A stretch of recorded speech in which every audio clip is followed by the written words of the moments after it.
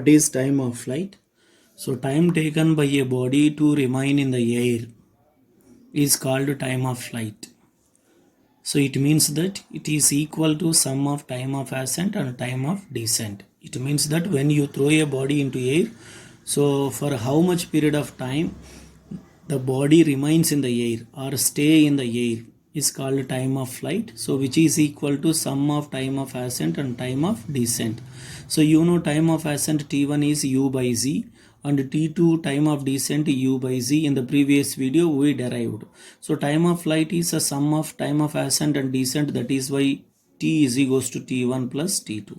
T1 means u by z, T2 means u by z. So by taking LCM and on simplification we can get T is equals to 2u by z. So time taken by a body to remain in the air is called time of flight, which is equal to time of ascent, sum of time of ascent and